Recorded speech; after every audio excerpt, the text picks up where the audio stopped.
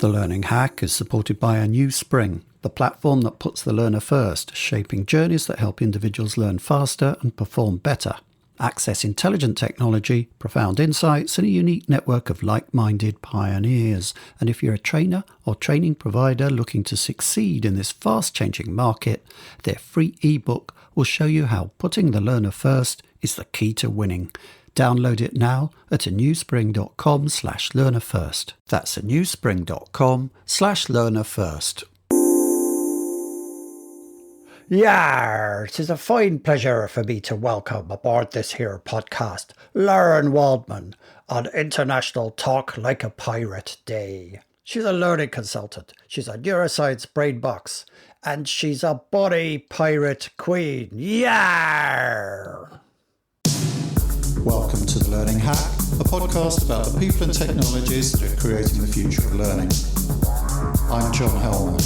Now guess what? Learning is cool. Learning is cool. Learning is cool. I'm learning. Learning is fun. Knowledge is power. Knowledge. Education.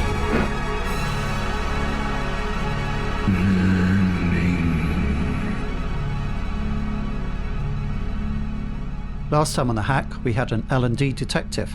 This time it's a learning pirate. What is it with these colourful personas? Obviously we love them at The Learning Hack because they provide an excuse for dress up. But what do they tell us about the business of learning? Is it a need to break free of the rather staid, formulaic narratives that dominate organisational life?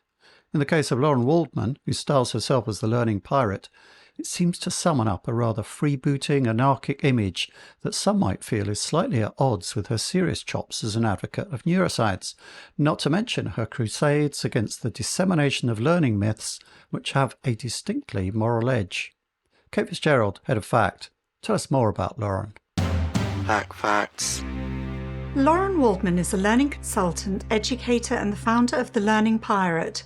She works with organisations to create bespoke, scientifically designed learning programmes using the latest cognitive and behavioural science. She is a certified training and development professional and has received qualifications in neuroscience from Harvard and Johns Hopkins University and in medical neuroscience from Duke. She is also an advisory board member of the National Communication Coaching Association of Canada. There's been a recent spate of books about pirates and pirate queens that portray piracy in terms of diverse communities with surprisingly egalitarian working practices where women could take leadership roles. These books include not only works of popular storytelling, but also serious stuff such as Pirate Enlightenment, David Graeber's posthumously published study centred on land-based pirate communities in Madagascar, so maybe the pirate theme is not entirely jokey. I quizzed Lauren about the pirate code, but the bulk of our discussion was really about how she brings the influence of neuroscience to bear on her practice. Neuroscience made vast leaps in the first 2 decades of this century, making it something of a new science. But for that reason I wanted to know, does it sometimes come into conflict with the learning theory of past ages?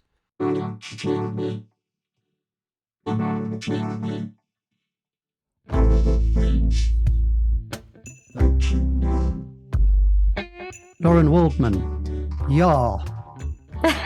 Yar. Did I use the right form of piratical address there? You might have to school me on it.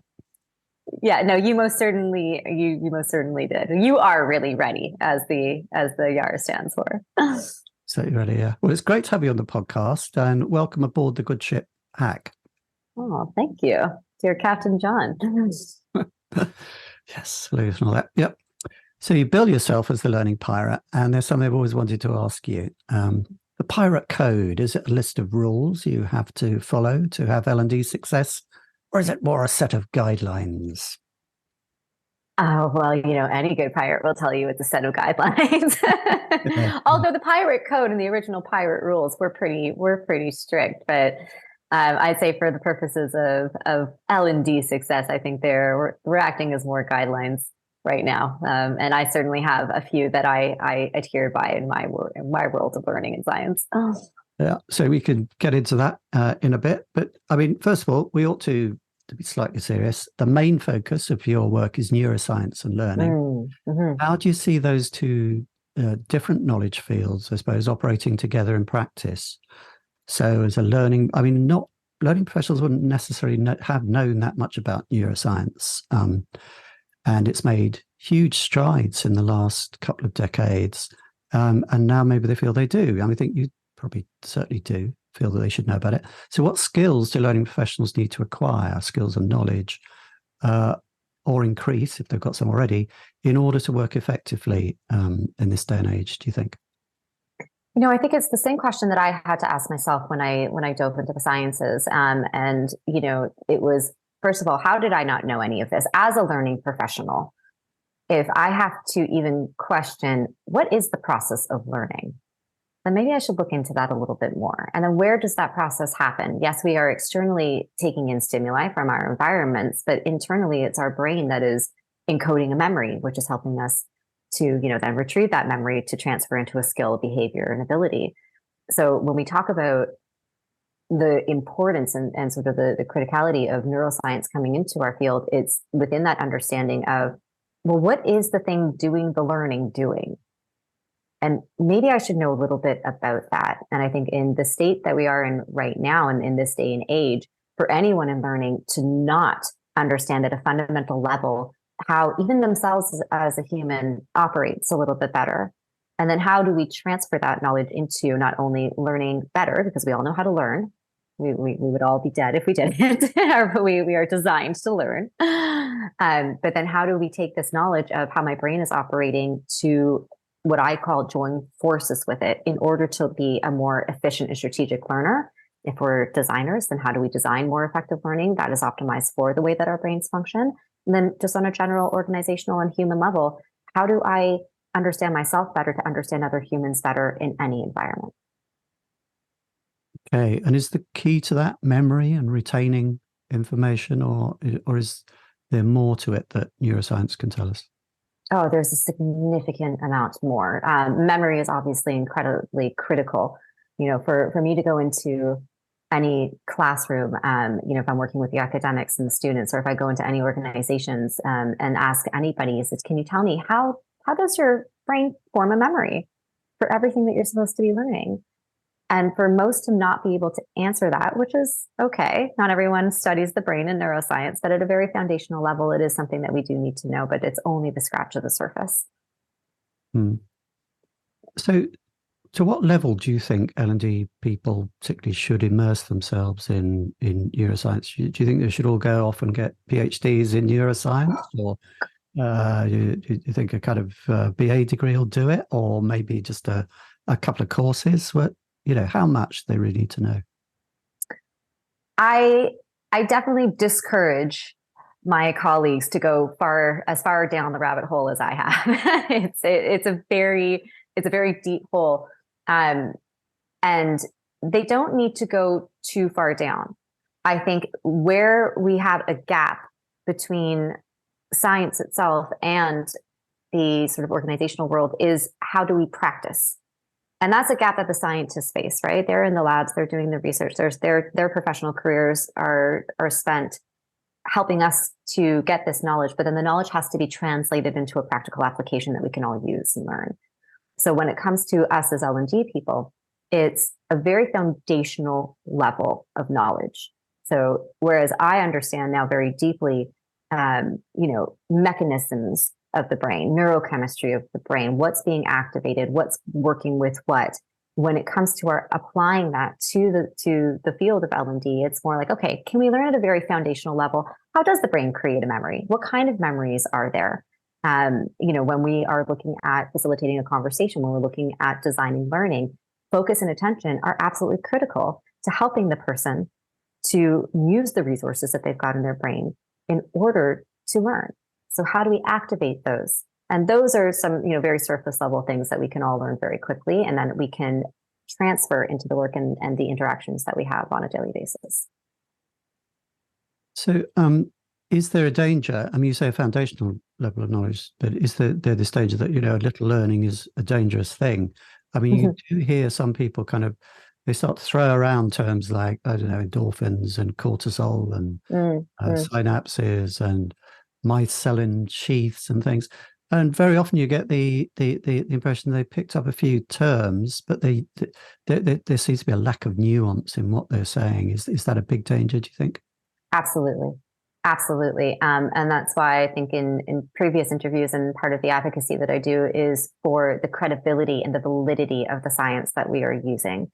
And that requires deep knowledge and deep dedication to the research and to the translation of it. And I think it's very easy to see who those people are who have picked up, the Neuroscience for Dummies book and then just tries to translate. And by the way, Neuroscience for Dummies is actually a great book. But, the Dummies books are really good. Yes. But to your point, there absolutely is a danger in someone using these terms to make it seem as if they know something.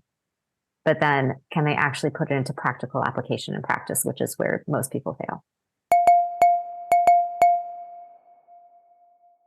What part does learning theory play in all this as well? Because neuroscience is fairly recent science, or at least it's taken leaps and bounds, as I say, in the last couple of decades, having been a bit quiet in the years before that.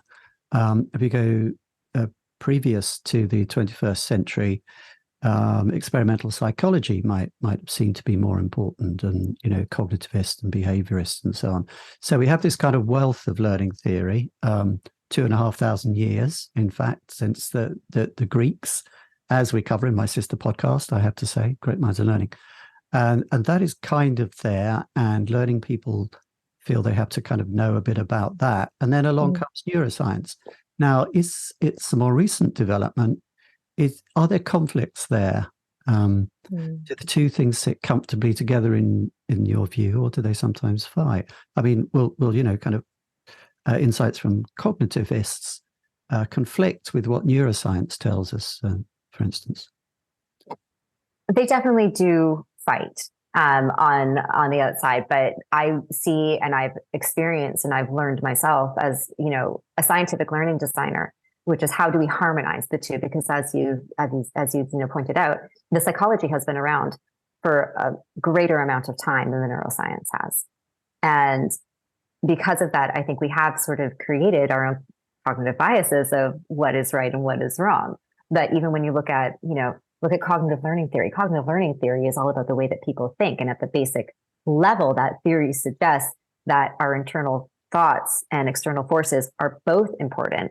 But what actually is cognition for the brain? And how do we work within that and the underlying mechanisms of cognition to enhance the way that we learn? We can look at behavioral learning theory as well, again, based in psychology. But now that we've got neuroscience, we understand what are some of the underlying neuromechanisms, the neurochemistries that actually create behavior and stimulate motivation, and how do we activate it and use those? So I feel that there is a great opportunity to harmonize the two, because one influences the other.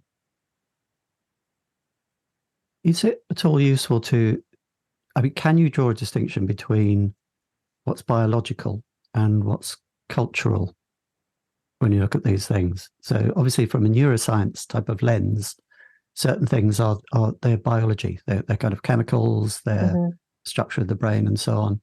A psychologist comes to this with something which is cultural, the way that we're kind of the 50% of us that comes about through the way that we're reared and educated, rather than there's that kind of 50-50 heuristic. Is that a useful distinction in kind of harmonizing the two things, the two fields?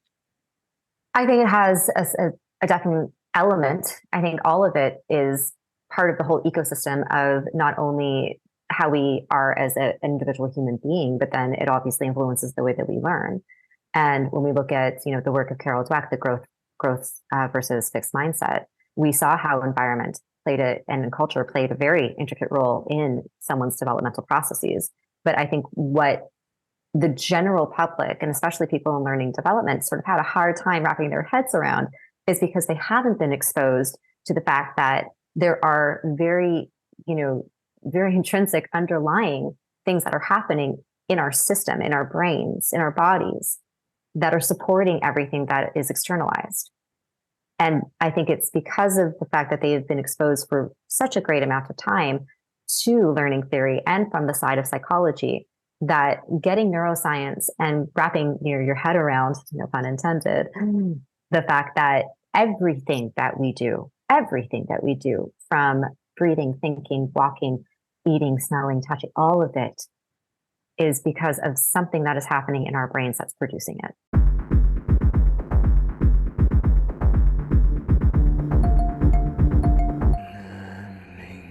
Okay, so the neuroscience is fundamental, underlying, whereas the cultural stuff is perhaps slightly more. Does that mean it's more changeable? Is the neuroscience kind of like, look, you're not going to change this. This is just the way the brain is because it's chemistry and it's biology. Whereas the cultural stuff, maybe we can kind of unlearn some of that stuff. Is neuroscience really fixed? No, not at all. I mean, the beauty about our brains is the plasticity of them and our abilities to continually change and develop and manipulate, and, you know, even destruction within our brains when it comes to, you know, as we get older, we know that we actually degenerate. There's going to be parts of our brains that are starting to degenerate a little bit. And I think there's other parts that elevate at times. A very clear understanding of how plasticity works, I think, is when we look at stroke patients and we see miraculous recoveries when one part of the brain is able to restructure itself and rewire and re-network in order to support the function that was lost. And we see this in case studies all across neuroscience. And once you understand the extreme abilities within, the things that we can't see, we can't just look into our own brains and see networks forming, and we can't see the electricity and we can't see the chemistry happening, but it is happening. And because of that, it is that malleability that allows us to change. But it does take time and it does take effort. Having talked about your serious field of study, I want to sort of come back to the piracy, which we've dealt with in a light-hearted way. But I wonder if there's a serious side to that. You've had a bit of fun with that as a hook, and it's part of your brand. But are there serious points in there? Have you studied the history of piracy? I say this because, I've come across theorists of the internet and so on. I think, about 5-6 years ago, there was a book came out called "Be More Pirate," which was for entrepreneurs, and it sort of drew on the history of piracy. And more recently, we've seen in decolonizing history, people have taken a different view of pirate communities in Madagascar and so on, which was sort of kind of outside the imperial powers and the East India Company and so on, and perhaps the only place you could go if you were outside of that culture. Sorry, long-winded question. Is there a serious side to the piracy thing? I think there is. I think we often think of pirates as the movie versions, right? The Captain Jack Sparrows and, drunk, a little bit brutish and entertaining. But when you look at the history of pirates, and, most of them were just ordinary people who had been forced to turn to criminal activity to make ends meet. When you look at the history of how these happened, and I love them, that there are some historians who describe sort of pirate ships as the original republics, right? Like the captains had to be elected. And all the decisions were really based upon what benefited the crew, what benefited the greater good. And it's interesting because when you look at back in the day, what were they actually stealing? Yes, they were going after the golds and the gems and whatnot. But the thing that was really most valuable to them were necessities of life, flour, medicine. Those were really the treasures that they were after. What I find amazing when it comes to when I looked into the history of pirates, I was really interested to know who were the female pirates and what role did they play. And there were some absolute, if I can say, but pretty kick-ass female pirates. Pirate queens, yeah. Yeah, I think I'm not sure if I'm going to pronounce this right, but it's Chang Yi Sao was one of the greatest, most successful pirates, and she ran like this massive fleet after her husband passed, And she dominated the seas for quite some time until I believe the story goes that I think everybody was after her, but I think it was finally the British who got her. And she said, well, I'll just give it all up if you just let me keep what I've got. I'll stop doing this. And she went on, she went to run a gambling house, until she died. So that was pretty impressive. Grace O'Malley, she had 20 ship fleet that stood up against the British monarchies. It was, these powerful women leaders back in the day as well, which I thought was pretty cool. Yeah. So there's perhaps a better gender balance and clearly no glass ceiling. What other lessons can L&D take from the history of piracy? I should say that I've got an even more, Pirates of the Caribbean is most people's cultural reference. Being old, I've got another one, which is, there was a BBC TV program called Captain Pugwash, and which is sort of an animated cartoon. I mean, it isn't really an animated cartoon. It was incredibly primitive. It was bits of paper being moved around, and someone would kind of pull a stick for the jaw to move and things like that. And it had a very jaunty tune. But old people will remember that, but young people would just be going, what? What should L&D people take from the history of piracy? What I would like to see more do is to voice the opinions of what is needed and then take action. One thing about pirates is that they didn't sit around and have, days long meetings about what to do. They had an agenda and they executed that agenda. And I think this is something that we, as a profession, as an industry right now, I think this is something that we definitely need to embody, which is there are several conversations happening all around the world in learning and development about what's not happening and how we're not doing things as best as we can. And as a result of that, this past couple of years, and especially this last year in North America, I can speak to my colleagues in Australia have reported back. I believe it's starting now to happen in the UK as well, is we're seeing entire teams be made redundant. They're being let go. And the only way that we're going to stop that bleed is to start to more strongly voice and prove and demonstrate the values that we bring as people who support learning, a fundamental practice in any organization and just in life in general. We need to start voicing it, but we also have to start taking different actions, because the actions that we have taken for the last 50 years, we're still in that. We might have added some technology, and technology might have given us some advancements, but we're fundamentally doing things the same way, and it's got to change. The Learning Hack podcast is supported by Learning News, the learning sector's newswire. Rob and his team are good friends of the podcast, and we really value the help and advice we've had from them, and they do a great job. For the very latest news from around the learning sector, for interviews with learning leaders, the latest from learning sector vendors and features on workplace learning, go to learningnews.com.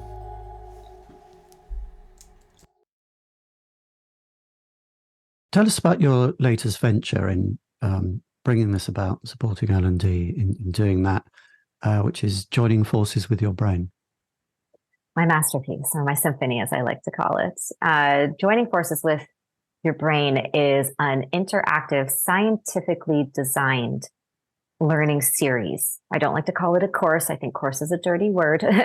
This is a journey that I am taking people on to help them to understand at that fundamental level, like we were speaking about, how does my brain work? How does that operate?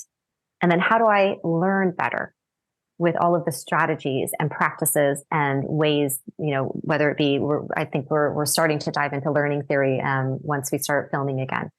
But it's really was my way, not only just for the learning and development industry, but for our global population to start understanding a little bit more about how do we operate, what is your brain capable of doing, and how do you join forces with it? Because I think what I learned very early on in my studies was there were so many ways that I was working against my own brain. I was working against the operational system. And when you learn how to join forces with it, whether that be to understand how do I create a stronger memory for transfer, or what does it really mean to change my behavior in a strategic and intentional way and work with that underlying chemistry in my brain that's going to help me do that. Or, I could go on, focus and attention, like I mentioned earlier. Focus is a skill, and focus is a skill that we can get better at. But it also does require you to know, well, what is attention? Because attention is not the same as focus. Attention is the mechanism to focus. So the series was created not only to educate, but to insert practices within it. So you are developing the skill of focus and attention. You're developing the skill of memory, and you're understanding how to harmonize this with your everyday work and your everyday world. It's fascinating. I'm getting really interested in this because I had terrible problems with attention. I map out the day and say, well, I'm going to do this edit in this half-day period. And then I find I don't want to do that. I want to listen to this podcast. I want to play computer patience for half an hour, the radio, whatever. And then 5 o'clock in the morning, I suddenly thought, oh yes, now I want to do that edit. That's peculiar, isn't it? I mean, do I have a condition, or is this just a manifestation of how we are not joining forces with our brains? I think the general thing. I think a lot of people are experiencing the same thing. As beautiful and wonderful as technology helps us, it's also hurting us. And that needs to be addressed. We've seen, behaviors have changed. The brain hasn't changed itself. It's our behaviors towards what we're doing, which have changed. And we can certainly join forces with that, and we can certainly harness that. But there needs to be an awareness of that's even happening in the moment. In joining forces in the series, we talk about metacognition. We don't just talk about metacognition and your ability to, sort of get a handle on your cognitive processes.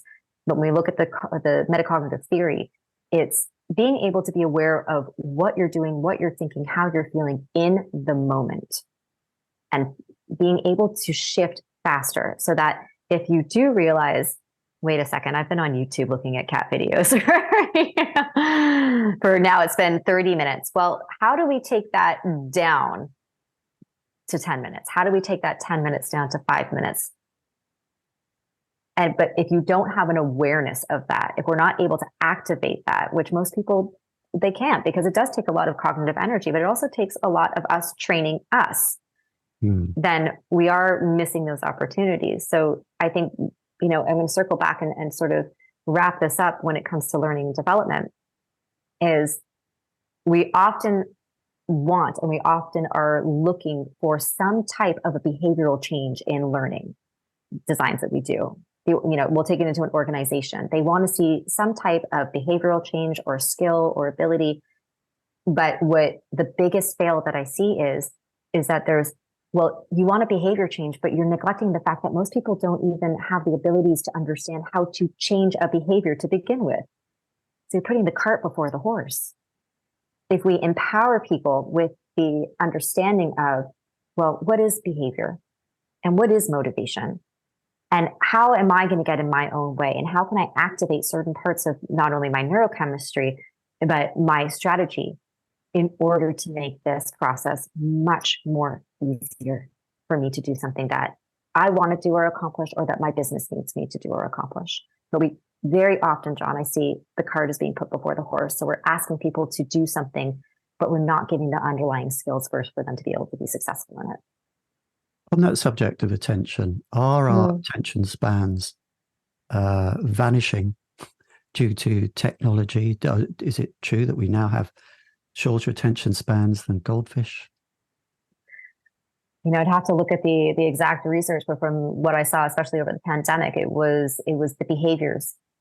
It was more behavioral than the attention itself. And I think, again, when you look at the method, or excuse me, not the method, but the understanding that if attention is the mechanism to focus, you need attention to focus. And there are multiple attentional networks in the brain.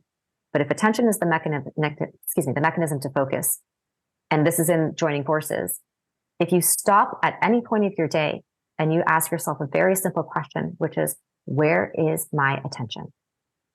And if my attention is being split between the music playing in the background, multiple tabs open on my laptop, my cell phone, and my chats there, well, I've got my attention divided, which means my focus is not in one place, it's in multiple places. Mm. So it's not the technology; it's a behavioural thing. That's kind of a trick question about the goldfish, because I tried to track down that research and couldn't find it at all. Which brings us on to myth busting. I know you've done a certain amount of fighting, learning disinformation. I've seen you engage in trying to root out those myths on social media. It's whack-a-mole, especially when it comes to things like learning styles. Do you think that these are battles that can be won, or does it just exhaust you trying to put them right? Both. It's incredibly exhausting. But there is a responsibility for us as scientists to keep up that fight.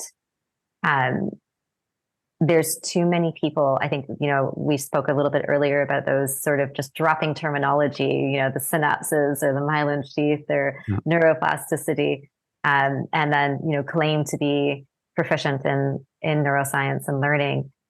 And then there's people like me who will look at it and go, wait a second, where did you get this off of a fortune cookie, or was it in like a bubble gum wrapper? Where did you get all this information from? It's incredibly exhausting because there is so much misinformation out there. Where I think that anyone who's listening can help in that battle is to do their due diligence. Who is the source? And do a little bit of digging. Popularity does not mean accuracy. So do a little bit more digging. And the source isn't always that bad. I've come across examples of completely erroneous stuff that had the badge of a top 5 consultancy on it. I've got to name names, but one of them begins with D. And there was a piece that Microsoft picked up, particularly about kind of attention spans and so on.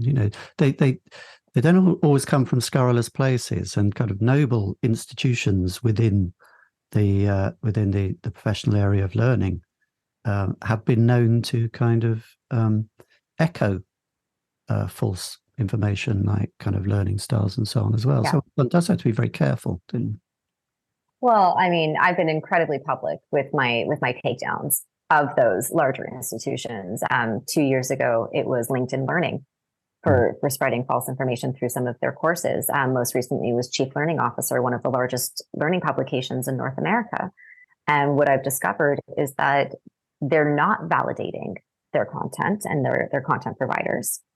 And they have nobody on their side of things who could even come close to understanding if it was right or wrong. So they're really, again, the people who I see being published when it comes to the sciences are those, like you said, John, who have held public positions and who have made a good reputation for themselves. But when you start digging into the efficacy of their science, which I've done, it's completely inaccurate. And they are not helping this battle at all, which is why, I think I said in a previous interview, I'm very happy to burn the bridges that I didn't want to stand on in the first place. It's the pirate. Yar. Yar. So which came first, piracy or an interest in learning? How did you get into doing what you're doing? How did you first get into the world of learning, and then how did you pursue that to where you are at the moment? Well, as a human, I think the piracy came first. I was up to no good from a very young age. So I was such a little adventurous devil. But when it came to the learning, I think even from a young age, I think I've always been an educator. I've always been a teacher. And it just evolved throughout my career. And, I found myself at a young age as an English teacher in Japan, moved there when I was 19, and just fell in love with teaching in itself. And through that experience, I spent several years living in Japan teaching. And through those years, I sort of just kind of continued up the hierarchy. And I said, hey, how would you like to teach some of the people from BMW Japan and Tokyo Disneyland and JAL? I said, that'd be wonderful. Let's try that. And so I got exposed to the corporate world of learning. But then when neuroscience came to me many years later, this was just as I was a CLO as one of the largest tech companies. it was game over, because I had to sort of wave my white flag at that point and say, oh my God, I have been educating and teaching and designing and training and facilitating for years now. And not once had I ever thought about the thing doing all of it. And so neuroscience just dominated me after that. And it was my own curiosity that I kept chasing. It was my own experiences going through a very challenging learning endeavor when I started studying the brain itself, and understanding as an adult how difficult that could be. That reframed my entire experience and then my entire professional career moving forward. So it's interesting in your response there that you started off with language learning. From a theory point of view, language learning, when I was sort of looking at Duolingo recently, I kind of dipped a toe in this and found that there's a whole load of learning theory, particularly related to language learning, that I knew nothing about. And they seem to have different sources and gurus and so on. Could you, I mean, is that the case? I mean, presumably the neuroscience is equally applicable across those areas, but what's the learning theory like on language learning? It's very interesting when you look at it through the lens of the brain, because we develop our language abilities in our native tongues between ages of 0 and 5. And the best time to learn second, third languages is sort of within that critical period, because essentially with our networks, when they become so strong, once we've got that sort of that language encoded, now what we're doing as an adult, or even, for those of us who studied in high school, I had to take French. As a Canadian, we're taught French from a young age, and then in university we have to do a secondary language as well. But it's incredibly challenging because you're trying to build new networks to represent this new language, but they exist within the same space as your native tongue. So it's very challenging to compete with those networks and to build new ones. I learned Japanese. I'm not fluent in it anymore, but I learned Japanese when I moved to Japan. I've tried to pick up little bits of languages as I've gone through my travels, but it is a very different sort of part. First of all, it's very specific parts of the brain, but when you understand how challenging it is because of how strong those networks are, as we develop our native tongues, you understand why it's so difficult to pick up a new language as we get older. It is probably the first thing we learn, isn't it? Language. Apart from, don't put your hand in the fire and whatever. Yes. Adventurousness always being a spur to learning, I've found. So language, there's a kind of primacy to language. So it really is quite a specialized area, language learning.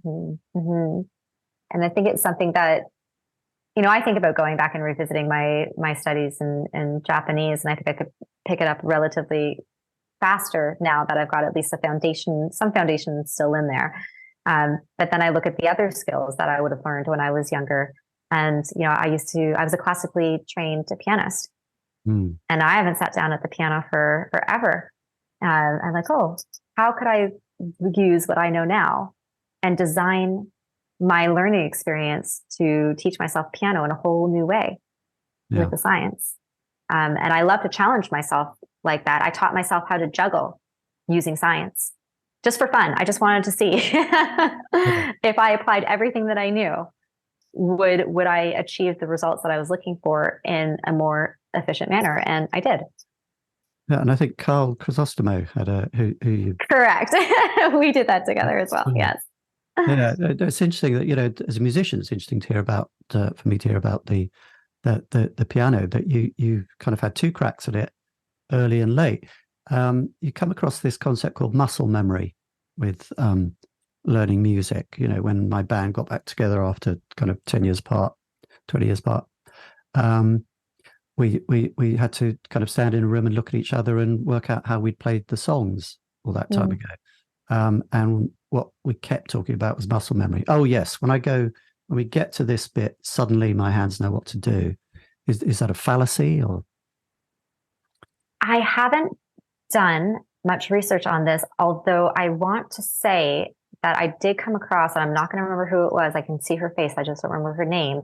A scientist who said that muscle memory wasn't actually a thing. So I'd have to validate that. But I mean, memory trace, yes, definitely a thing. Yeah, very interesting. So we have to close out now, unfortunately. Could talk all afternoon, or morning in your case. Lastly, in the world of learning, who and what are the sources that you turn to personally for knowledge and inspiration? What are your water holes, if you like?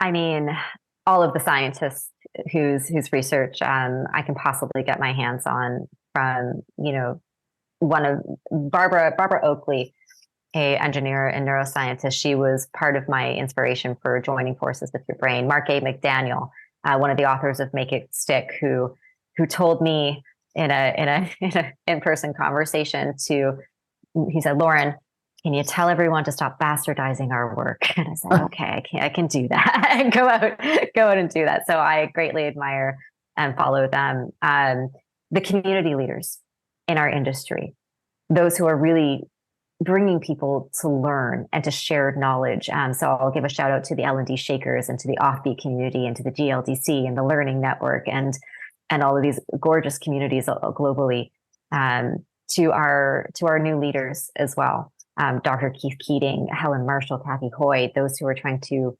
reframe leadership and what it means to be a CLO. And I would definitely be remiss if I didn't mention every single one of my board members who helped me to continually learn and be a better scientist and designer. You can, Dr. Celine Mullins, Dr. Nick Hobson, Dr. Chris Lee, Elliot Jarding, they're all up there. And podcast hosts like you, John, of course. Yeah. I mean, the podcast hosts who give us the reach and the platform and the audience, and then get to spread that knowledge. I learn from everyone. Well, it's a joy to talk to those people, and it's been a real joy to talk to you today. Thank you very much, Lauren. Thank you. Likewise. That's all on the Learning Hack podcast for this time. Many thanks to our guest and to our sponsors. The Learning Hack is completely independent and transparently funded by sponsorship. If you want to help others find us, please like, follow, rate, review, and subscribe on your podcast platform of choice or on YouTube. Next time, we look at the Nordics. I'll be talking to the CEO of Valamis, Jussi Hurskainen, who has built a global learning systems business from his base in Finland. Until then, stay curious, learning people.